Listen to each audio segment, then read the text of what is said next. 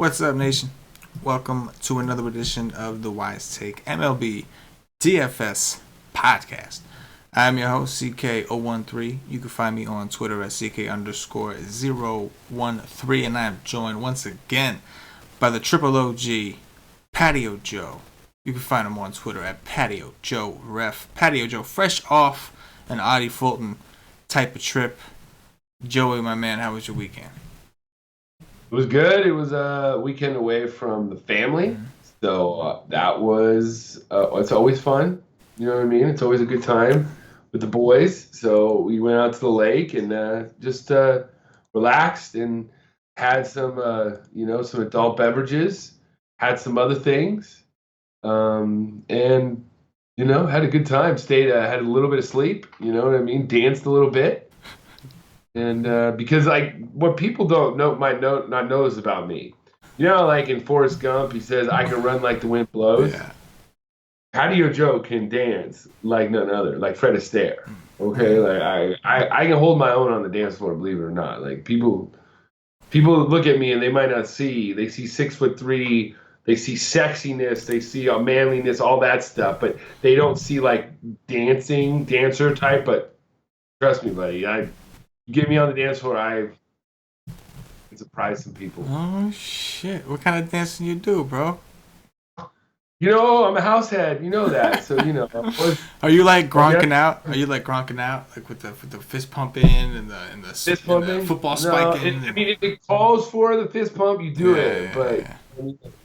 But you don't overdo it like the Guidos do. You know what I mean? You don't do that. If it calls for it, then it's time. There's time for everything. Well, we know what they say in Jersey is in New Jersey we don't pump our gas, we pump our fists. Obviously, because it is illegal to pump your own gas in New Jersey. But really? Yeah, you didn't know that? I didn't know. So everything is full serve in Jersey? Everything is full service. Yeah, it's a law. It's a law around here, around these parts. You must have hated it when you came to Cal. No, because you got to remember, I'm a military brat, so I'm not actually from New Jersey. I've lived here since I was, I think 17 or so, 16 or something like that. So I consider myself from Jersey, but I had already had my license. I was in Texas and so everywhere else I went, you pumped your own gas. If you had to use the self-service, you had to tip the dude. If you were in full service, if you were going to use full service, you had to tip the guy. That was the etiquette. And now, New Jersey, bro. Yeah. And then it's funny, too, because, it's one of those things where I assume everybody knows that about New Jersey. And so, I'll say that particular expression, which in New Jersey is pretty popular and usually get a laugh. And people will look at me like, What? Yeah. Like, they get the fist pumping part, but they're like, why don't you pump your gas, though? Yeah. We have full service, but it's like $2 more. Yeah. You're like, do that, Yeah, New Jersey, man, you're not supposed to pump your own gas, bro. Every gas station got full service, man. That's how we do. Dirty Jersey. Yeah, the best thing about the East Coast to me is Wawa. Yeah, you love Wawa. Wawa. I like Wawa too. Yeah. It's the best concept ever. Yeah. Anytime you go in, you get any 3 meals any time of the day, breakfast, lunch, or dinner. In the tri-state area, they have different varieties of those. Wawa is the most prevalent where I live, but when I used to travel a little bit more in the Northeast, there would be a Sheetz. You ever been to Sheetz? No. Sheetz is just like Wawa, but they have more variety. So you go in there, and, they go in there and make a sandwich thing, but they have all different kinds of things, bro. All different kinds of things, bro. Yeah, I love that. That's it's I gotta drive a little bit for that shit, but yeah, I got Wawa everywhere. But yeah, that's crazy to me that these places aren't everywhere else, man. You know what I mean? It's crazy to me. Oh my God. If they were to put a Wawa in Los Angeles, first of all, just the nostalgic alone, the East Coast would just go bonkers. But I would be the first person there. I'd be like, where you from? I'm from LA my whole life. Why? Because Wawa is one of the greatest things ever. And it's funny because every East Coast person I say that, they just laugh. Yeah. They just laugh their asses off. That is hilarious, man. Awesome. My Game of Thrones GPP play for next Sunday. That's what D. Millie wants to say. All I'm going to say is this. Here's my prediction. I believe the one person that's going to die is going to be Tyrion Lannister in the series finale. That's going to be that's my one prediction is Tyrion's going to die he's going to get found guilty for betraying the queen or something, and he's going to have to die. That's my one prediction that I have, is that he betrayed the queen in last season and is going to side with Cersei at some point. That answer your question, D. Millie? Open answer yours, because it opened up a whole ton of questions for me. I'm sitting here like, who's gonna die? Like, what did he do? What did he do to his? Yeah, that was wild. That was wildness. Yeah. All right, so I think it's about time we talk about some baseball, Joey. Yes, let's talk baseball. Let's talk some baseball here, man. We have ourselves an 8-game slate. We've got Coors on this slate. It is not the Dodgers, who just went absolutely nutty over that series in Coors and are still going nutty as we speak. But it is the Atlanta Braves in Coors Field. We've got some arms. We've got Justin Verlander going. We've got Ryu, Bumgarner. So we have a few guys to discuss.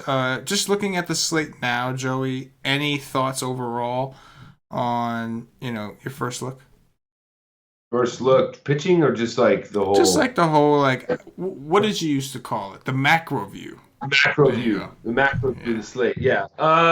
It's our first slate where we really have like a night where we could decide to play Coors or not. Some people don't play Saturday, the full slate or whatever. Sunday they were on Sunday Night Baseball, and Friday they played at like 1. This is the first night slate that we have Coors. Where are we going to do it? What's our choice? Weekday, yes. Weekday, a weekday, or are we gonna attack it and stuff like that? So that's what I see. I see a very obvious cash pitcher SP1, and I see a whole bunch of crap SP2s that we're gonna have to find somebody to pair with the SP1. And then there's a whole bunch of stacks. Then it's just stack central. You know what I mean? Like, you could stack so many teams tomorrow. We might have our first look at the Coors effect, as we dubbed it a couple years ago. Will it work? And then we have a playoff rematch between the Yankees and the Astros of a couple years ago. So pretty good slate in general. 8 games. I like 8-game slates. So I'm into it. I'm into it too, man.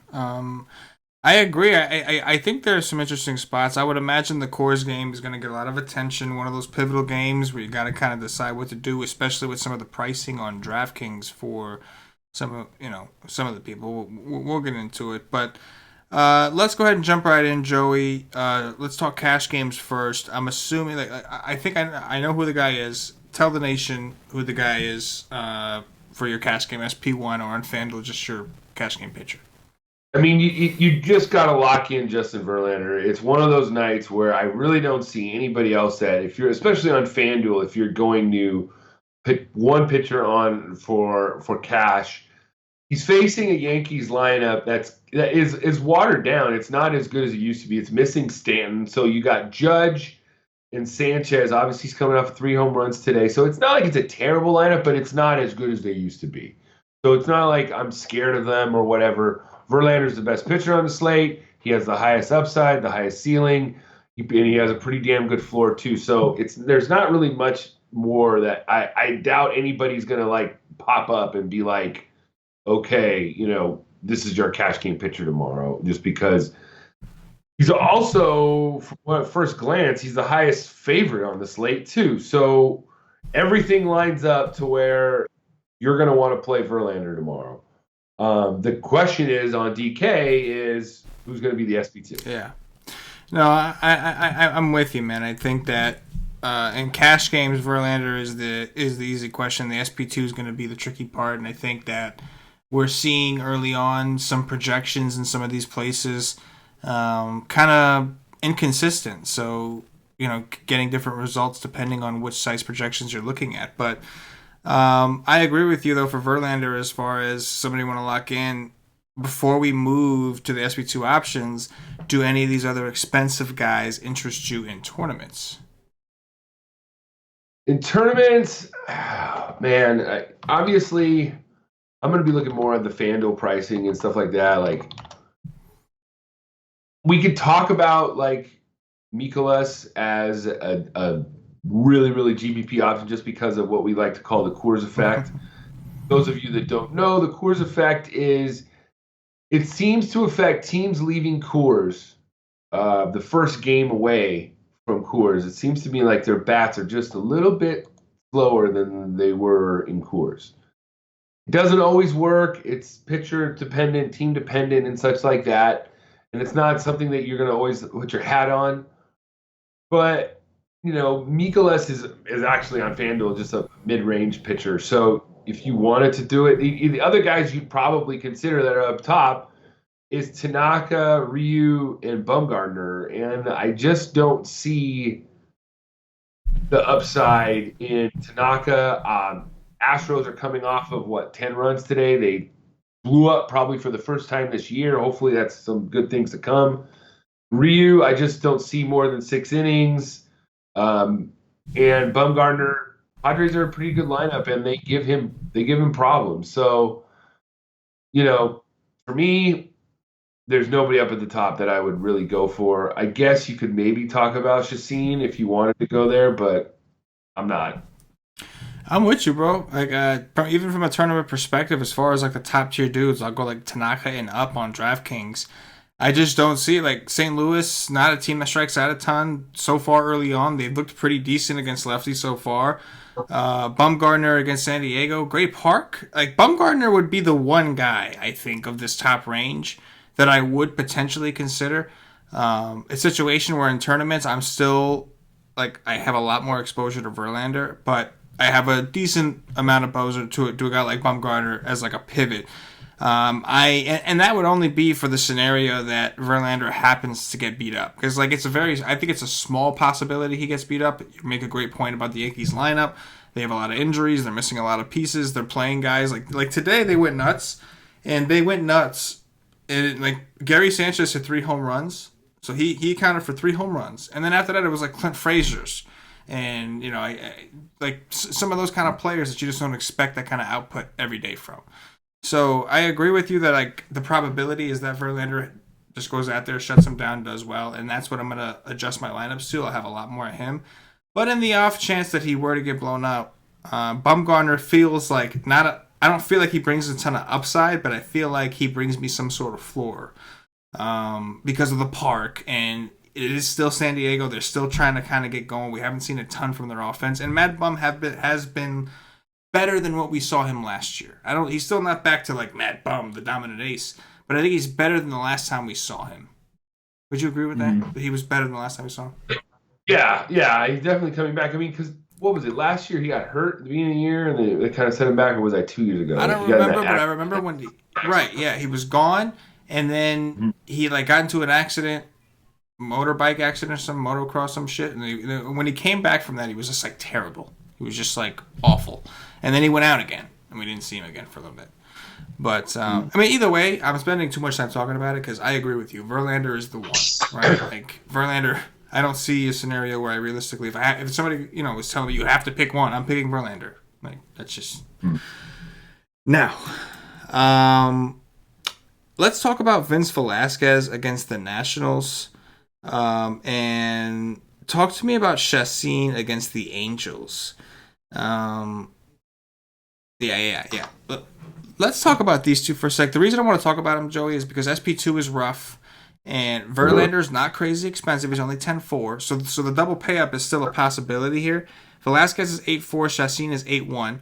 We have Chacin in a great ballpark playing the Angels. We've got Velasquez at home playing the Nationals. Talk to me about those two. See, the problem with Vince Velasquez is he just got moved up from the bullpen. Mm-hmm. So how stretched out is he? He's pitched once this year because they haven't needed a fifth starter. So he is like the ultimate, like he's only going to give you 5 or 6 innings. He could strike out 10 guys, though. That's the problem. He's nowhere near a cash option, in my opinion. Especially in SP2, I just don't see it. He's a very, very risky GBP option. On FanDuel, he's 6'8". Wow, I don't mind 6'8". Yeah, cheap. I guess if I was looking, the guys around him, There's only one other guy that I would consider around his price, and that's Eric Lauer. He pitched his first start against the Giants, 6 innings at home, 3 strikeouts, put up 37 FanDuel points. If he were to do that at 7-1 tomorrow, I think he'd be pretty happy. Yeah. So that's the only other guy that I would be considering. He's on the road this time against the Giants, but that doesn't, Well, the park is even better, realistically. Yeah. The same, lineup is terrible. So I don't know. I think like in a tournament on FanDuel, if I decided I wasn't going to play Verlander and I was going to pay down, I'd probably, and now mind you, I don't really love Velasquez tomorrow in general. On DraftKings, he's 8-4. So like I don't like Velasquez necessarily right now. I think the Nationals are a tough team to strike out. But on FanDuel, if I was going to pay down, I would roll with Velasquez because I'm getting a guy that has more upside, more ceiling at a lower price. So, like, Lauer maybe can go for 37, but Velasquez, even like you said, he can only go 5 innings but get you 10 Ks. Like, he can end up going for, in the 40s or maybe even the 50s because of the upside he's got. I agree that we have concerns on the pitch count, whatever, if there is one, what it may be. But at the same time, Lauer ain't throwing more than 70-something pitches either. So it's like, how much different is Velasquez is going to be? So on FanDuel, with their prices being that tight, I feel like I would lean in a tournament only if I decided I wasn't playing Verlander. First, I'd be trying to play Verlander. But if I decided, no, I want to spend up for some of these bats and cores or some shit like that, then I think Velasquez, I didn't like Velasquez at all. You mentioned his price on FanDuel, and I was just like, oh shit, that's actually not bad. Like, all of a sudden, he looks a little bit better. You know what I'm saying? But on DraftKings at 8-4, I'm with you. It's a pass. Talk to me about Chacin against the Angels. How much is he over there? He is 8-5. Oh, okay, he's 8-1 over here, so a little more even. He's 8-6, yeah. So he's like right in between Bumgarner and Freeland. Oh wow. So I just don't like Chacin. To me is like he has that. I will always remember the bad Chacin, like just Padres that just got blown up against the Dodgers or whatever. Yeah. So I always think that like that guy can always come back. Yeah. But the thing is that and besides Trout, who's he has 4 straight home runs. So who else is going to pitch around? Yeah. So I could see maybe if you wanted to go with Chacin, but. It's more. It feels like it's a safe play, but in reality, it's not that safe of a play. Like you think it's safe because it's a great ballpark and it's the Angels, but it's not safe because the strikeouts aren't guaranteed and like he's got blow up potential. So like it's. I agree with you. It's tough. Like he's been a little bit more consistent, around like I think he's been more consistent than like a Vince Velasquez. Like Vince Velasquez is really variant. He'll get you 60. He'll get you a 10. It's all over the place. Chacin's normally going to get you on DraftKings between like that 12 to like 18 money spot. He's been giving you 20s. But like, honestly, we don't have a ton of SP2s and Verlander's not that expensive. I don't hate the idea of someone taking a chance with Chacin. Just saying, you know what, man, I just want to get like 2x from the pitcher, 2.5x from the pitcher, and I'm just going to hope my bats do the rest. And I just don't want like really low points for my pitcher. So I'm with you though. It's not something I feel totally comfortable with. Let's open it up a little bit. Let's talk about like on DraftKings like who the cash SP2 would be at this point. Like we have cheaper guys, but there's no clear-cut option. Like Eric Lauer is 7-5 over here. I think he makes sense to a degree, but with him being capped at 75 pitches or so, which he has the first 2 games, now he's 7-5. So, like, you need him to be very efficient. You can't waste nothing at this point. What do you think, Joe? For me, my SP2 on DraftKings right now, I know it's kind of risky, but I'm going with the SP1 from the Colorado Rockies at 6,200. Like, it's more of a price thing. Like, I feel like he can give 5 or 6 innings and have a decent floor at 6,200. It's going to be, if you put him with Verlander, that's going to be under 18,000 is what you want for your cash game pitchers on DraftKings. So if you do that, that'll afford you to get in some of these big bats that you want. So I'm going with Mr. Freeland as my SP2 right now. Yeah, the price is good, man. I'll say this: Coors is going off, but we don't necessarily. Is it really Coors going off, or is it just the Dodgers are just red hot and like, Well, you know what I if mean? you think about it, the Dodgers are also red hot, and they faced Betts Yeah, and then two other guys that they did see Gray. Tyler. Oh, did Joey just freeze? Joey froze. Oh, I can hear you fine. oh, it's me. I froze. I can hear you completely So fine. I must have froze. Now I froze. No, you don't hear me now. Oh, We're trading off right now with the bad connections. now I froze. Now you froze. That's weird. But I can hear you. You're here. Oh man, more technical difficulties around here. But anyway, while Joey gets this figured out, I'm gonna keep talking here. So basically, I think I don't necessarily mind what Joey is saying in terms of the in terms of using Kyle Freeland this lot. Will we normally recommend a player? Would we normally recommend a player in cash and cores? No, but because we are like lacking so many options, I do think that a case can be made for that. So, yeah, while you were gone, just the second you were gone, I was talking about Freeland. And basically, as I was stalling to get you back aboard, I was saying that normally I would be like, you're crazy taking a picture of Coors, and you look at his price, and you're like, why? I understand it's Coors, but why 6.2? Like, he's been their best pitcher, like you mentioned. I mean, let me just look at this real quick. So 25 his first game. That was against Miami. Okay. Comes back against Tampa. Only goes 4 2/3 and gets 10 Ks. I understand he's in Coors. He's playing the Braves, tough opponent. But I agree, at 6.2, the price is pretty good. And there's Toronto on the other side of that. So, like, you got to think that unless, I know Dahl is hurt, we'll have to see what the lineup looks like. But, like, yeah, 6.2 is just a really low price. So, I don't have, like, an argument, like, a guy like, nah, this guy.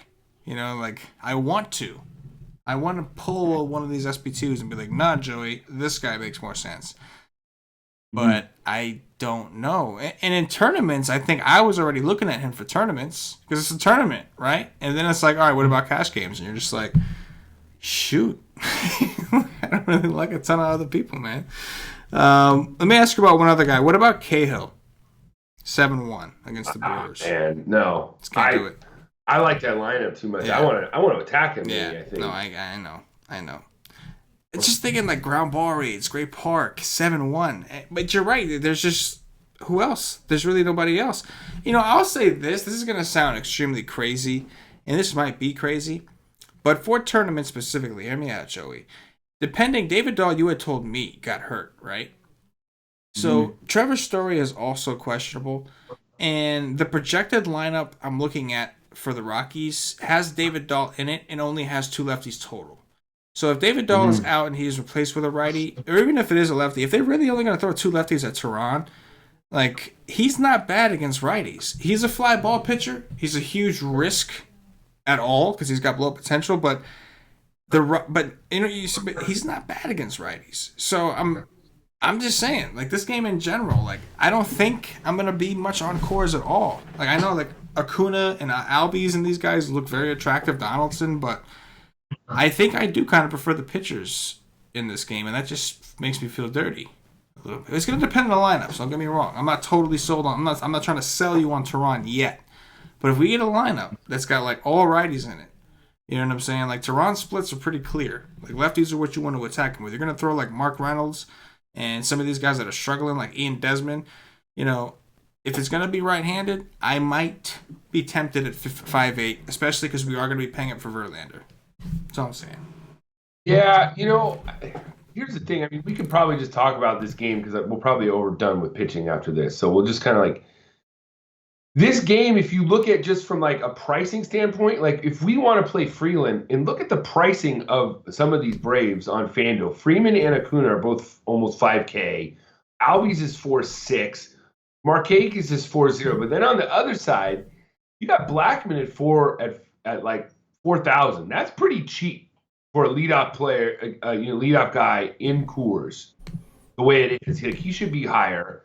Desmond and Reynolds are both 3K apiece, which will make people go there just because it is Coors. So then you want like Story, who you say might be questionable, and if Dahl's questionable, they're going to be having some very affordable Rockies.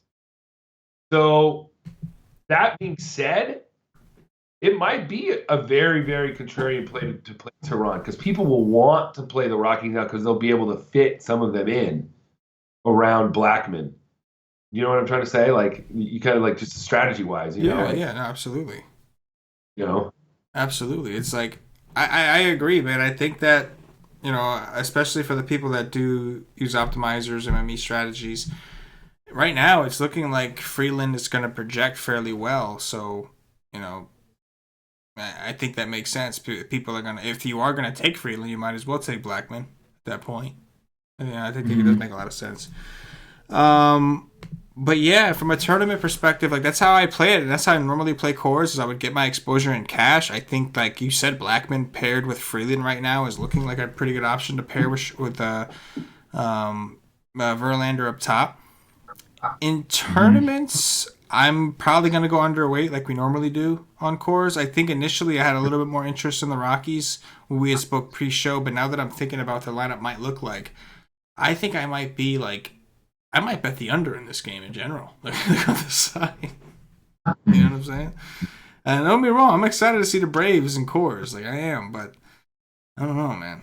You know. I don't know. Yeah, it's going to be interesting. I mean, it's just it'll be. I'm not playing any of the Braves, and I could totally see me just just fading it in tournaments for sure. Yeah. Very, you know. Let me ask you about a couple offensive spots here. Okay. There's two games that I think that we need to discuss from an offensive perspective, and they both happen to be the very first games on the slate.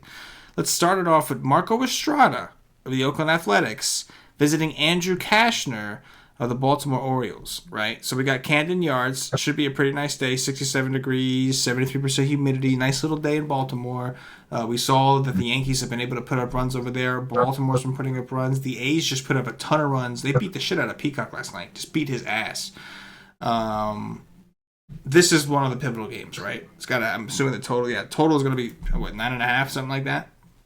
Mm-hmm. What are your thoughts? Like, we're comparing these to like the cores and those kind of spots. What do you think? Oh, I love it. I mean, it's going to be you have a game stack on this, and I love playing the A's.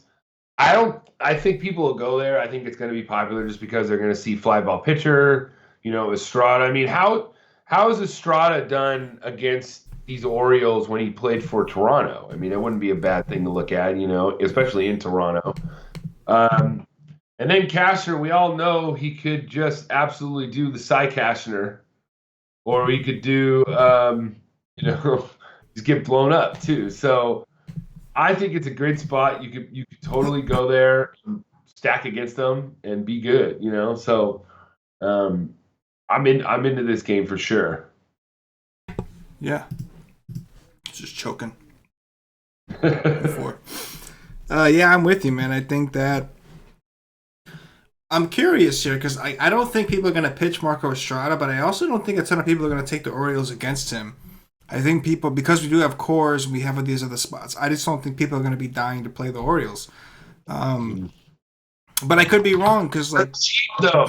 You have to look at it this way: they're probably cheap, and if you wanted to do a Rocky stack, you could fit in. That's a good point. An Orioles stack with it, That's definitely a good point. Right now, I want to lean towards the A's bats of these two teams, and I'm sure most people will. Like if money's not an issue, if money becomes an issue because you already have a core stack, then yeah, you're going to be looking at Baltimore, who's a little bit cheaper. But if money's not an issue, I prefer the A side. I think they're swinging the bat well in general, and we love to take advantage of teams like the A's and these West Coast teams with bigger ballparks when they come to the East Coast and they actually play in these smaller parks. So I think it's a really good situation. They're implied for 5.1 runs, and normally I would assume, okay, man, they're going to be way too chalky, but because of cores, they may not be as chalky as they should be. So people are going to play them, but maybe not as much, especially because their prices on some of the guys you might want, like Piscotty, who's hitting the ball really well, is at 4.7. Like, if Crush Davis is in the lineup, we'll have to see what that looks like. But like, they may not be cheap enough to pair with those Rockies or Braves or whatever else the situation is. But I do like the A's. Next game I want to ask you about, Joey, and it's comparable. Anibal Sanchez visiting the Phillies. This is the Vince Velasquez game. So the Phillies offense is really the one I want to ask you about. They've been playing well. Like Philadelphia's ballpark, for whatever, last season was one of the best hitting parks for home runs. Both lefties and righties, when you flipped it, it was the best in terms of home runs for righties. But it was only like third or fourth for lefties, too. So this park is a pretty good park for hitting. The Phillies have looked good. Anibal Sanchez, we're on the fence with. He could be good, he could be bad. Jekyll and Hyde kind of situation. But more importantly, this is obviously a new Philly team than what he saw last year. But more importantly, the Washington bullpen has been awful. Like I did add the bullpen stats to the site, so if you subscribe to wisestake.com, you can actually head over there and go to the MLB section. You'll see the bullpen. We got Park Factor and bullpen. You could look at this information. But the Nationals bullpen has been asked, Joey. The Mets today. 2 days in a row, the Nationals starting pitcher does well, Corbett and Scherzer. And then as soon as he leaves the game, even though there's a big lead, the bullpen either almost blows it or blows it. The Mets put up 9 runs today. And maybe like 1 or 2 were against Scherzer. You know what I'm saying? Any interest in the Phillies? Yeah, I definitely do. Anibal Sanchez had one other start this year, and it was against the Phillies. He went 4 innings, gave up 4 runs already. So this is the second time that they faced it, and now they're facing him in Philly. Like, we always loved talking about Anibal Sanchez. We used to have Anibal Sanchez Day. It was once a day dedicated to Anibal, yes. It's true story. So, I think you can stack against them. The thing is, you want to get home runs and stuff like that. So he didn't give up any home runs in that game. But if they get into the bullpen, that could happen. They're definitely on the list. Yeah, man, I'm with it. Those are like the Phillies are one of my favorite stacks going into this. And I think it's because, like, if you look at the talent of the Philadelphia roster, like, I just think that Coors is going to kind of help us spread that ownership out off of some of these teams. Like, I do expect people to, go to, the Dodgers. I think will get a little bit of love after going off every single day in Coors. I think that both Atlanta and Colorado will get some love in tournaments. I think Seattle's going to get some love. They've been red hot. There's Homer Bailey on the mound. So I think that there's enough spots here where the bats are going to kind of, be fairly spread out, and we'll be able to play people like the Phillies and all this, and not have to worry a ton about the ownership. Any other offenses that you're like digging? Well, the one offense I want to look at is that we're talking about. It's going to be interesting. Is the Dodgers? Yeah. Now they're playing Sunday night. Just now, and obviously they have a short flight to St. Louis. It's not like there's not much of a time zone, but you're still just going through the process. Still going to get down there. It's still your first time flying down. First road trip. It's a Sunday night game. Then you're going to play the next day. So, and then you have what we call the Coors effect. But they're facing a guy, Mikolas, who right now is like leading the league in home runs per 9 against. So, he's had 5 innings, both starts against the Pirates and the Brewers, and he's gotten banged around a couple times, both starts. So, I see you could stack the Dodgers, especially these lefties tomorrow against them for sure, if you want to. But, man, the Coors stuff, I just don't know. Like, it makes it just a TPP option. You know what I'm saying? Like, have a Dodger stack, but maybe even have a Mikolas, line a team, just for the hell of it, just because these Dodgers could be tired, and that Coors of bats could be a little bit slower, and he's going to get, 7 or 8 strikeouts, man. For sure. All right, man. I think, for a first look conversation, I think that's pretty good. At this point, you just got to do your research, confirm your theories. Pay attention to what lineups actually come out tomorrow, and we'll ask Paulie to do this ump stuff and figure out where the good umps are. That'll be at wisestake.com on the Y stream most likely. Speaking of the Y stream, Patio Joe and Paulie D, the double and triple OGs, will be on the Y stream tomorrow or Monday. For listening to this, maybe today. For listening to this. Anyway. Joe, we're going to do what we always do. We're going to go ahead and build like a core for cash on FanDuel. We'll do it for DraftKings, and then we'll do some top threes, home runs. We'll get up out of here. Before we do any of that, though, I do got to remind everybody who's not already a YSake member, I got to tell them to come try us out, Joey. $2.50, all it costs, ysake.com. You'll get access to all the MLB content we do for a day. You will get access to the Y stream, which is a live stream we do 2 hours before lock. After our guys have done their research, there is a chat. It's an interactive thing. You can ask questions. You'll get access to the GPP articles, the cash game articles, the cheat sheet that Cam does, our MLB models, which we're always looking to improve. And, of course, I did add the park factors and the bullpen stats for everybody to kind of check on those. So we have a bunch of cool stuff for you to try. $2.50 all it costs to try us out. We're very, very confident in our content product. The content side. I do recommend eventually, once you see what the content's all about, you see this is where you want to be. I do recommend you get a monthly membership or higher. Number one, it's more cost effective. You'll save money in the long run. Number two, you'll get access to our Slack chat, which is where the core members of the nation really get down, chopping up slates. It's running 24/7. We get feeds coming in there for news, all kinds of stuff. Analysts mixing it up with all of our members, and those guys are just in there grinding every day, getting better. So, do yourself a favor and check us out. All right, Joey. I'm sure you got FanDuel pulled up. Talk to me about FanDuel. I think DraftKings is pretty easy right now for the core. What about FanDuel? FanDuel, we're going to Verlander. Then I want to lock in. For some reason, the daily lineups for the on Labs has Chris Davis not even in it tomorrow. Is he supposed to be sitting? I don't know if maybe he got hurt or something. He did sit today. Maybe that's why. Could be because he sat today, so maybe they just. His first day of the season. Okay. Wake up, bat ahead of the team's 4-game series. Okay, yeah. The guy I want to actually lock in is Kendrys Morales at 2,600 at first base.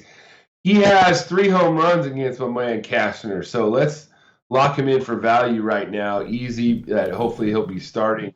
The other guy I was looking at was maybe Robbie Grossman for a value. He might be leading off too. So either one of those two, whichever one you want. Let's go with Morales, man. Let's go with the BVIP. Let's go with some BV motherfucking P. BVP to start off with. That's become a bad word these days, man. You say BVP on some shows, they'll bleep you out. I will go head to head against anybody. Like, I know that there are people in that we're Wise Take contributors that are anti-BVP, and I'm waiting to get on the show with them because you don't want to do 5 questions and talk about BVP with Patio Joe. For those of you that don't know, back in the day, 5 questions was pretty damn popular. It was very popular. I would agree with that. But, let's roll with Mr. Bevip and go with Morales. All right. Especially if he's going to hit up, like, maybe behind Davis or something. That'd be nice. Or ahead of Davis. It'd be really nice. So, and then I'm going to go with Charlie Blackmon as my first lock-in against Mr. Tehran. He flat out, Tehran throws sinkers against lefties. Hard contact's almost 40%. His ISO's 270 against sinkers. So I'm gonna I like him just leading off, getting 4 or 5 at bats. Hopefully, it just blows up and we at least get one piece of that game. One piece of that game. I like that. All right, let's go over to DraftKings, Joey, and I think we have 3 players right out the gate, right? I think we talked about it already, and it's Verlander, Freeland, and Blackmon, right? That's probably how you start the cash games. I don't necessarily mind if you want to play another one of these studs over Blackmon, but at the same time, I think right now he's what makes the most sense from a ownership perspective. Assuming that people are going to want exposure here. Is there any other player, Joey, that you think? I mean, I think 3 players is pretty good building block for everything else. You got to see what the lineups are when they come out. See what kind of value pops up. It's all lineup dependent, I think.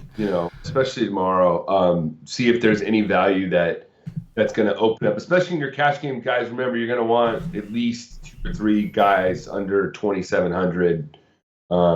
Depending on where it is. And like I said, I found you at least one with Morales or Grossman. I think he's a good play because he'll be leading off 2 against Cashner. Yeah. Them.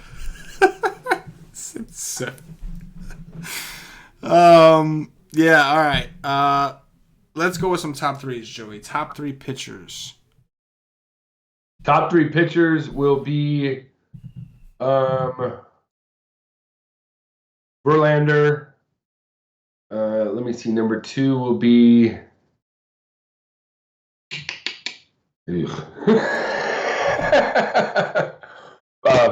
Freeland, number 2, and I'm gonna go with Eric Lauer as number 3 right now. Eric Lauer. I'm gonna go with Verlander and Freeland on DraftKings. Verlander and Freeland. And then I'm going to flip the script. I'm going to put my nuts even further on the table. So, like, playing Freeland is like having one on the table. Playing Tehran is having them both on the table. And that's what I'm saying. I'm going to say Tehran right now at 5-8, bringing me some upside against these Rockies. I'm assuming that Dahl is out. If we don't have a lot of lefties, I might just do it. I think he left the game. I just don't know how bad. Yeah. Like, he left early, first or second inning. Is that game over yet? Let's see. It might. Yeah, it says David Dahl left the contest against the Dodgers in the 3rd inning after injuring himself on a swing in the 1st inning. You know what that is? I will guarantee you that's oblique. Yeah. I will almost put money on it. It's an oblique.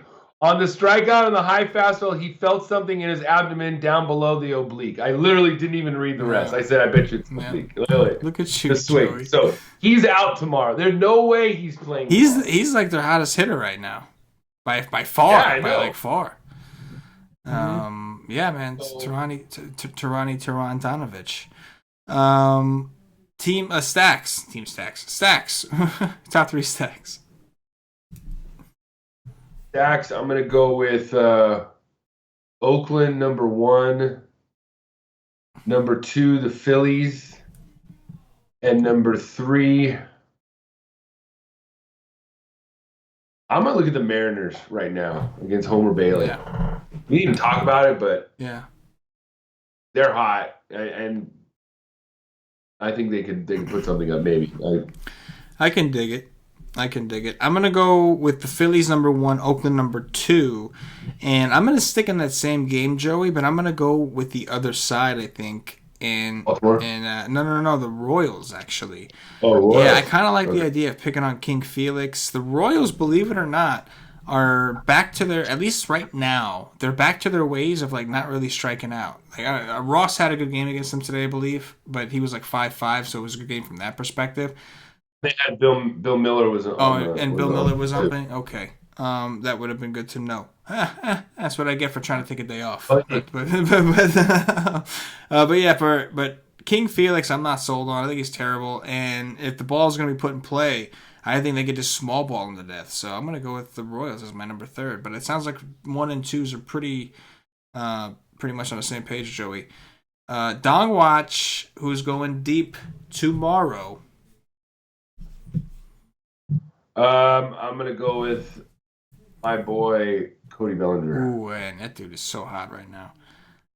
And what I just said just sounded so terrible right now. Yeah. Rhys Hoskins. That console, he's so hot right now. I'm gonna go with Rhys Hoskins. I am going to go with Charlie Blackmon. Charlie Blackmon. Let's go with... Man, I just feel like I'm going to sit here and give all Phillies if I don't look around at this thing. Let's go with... All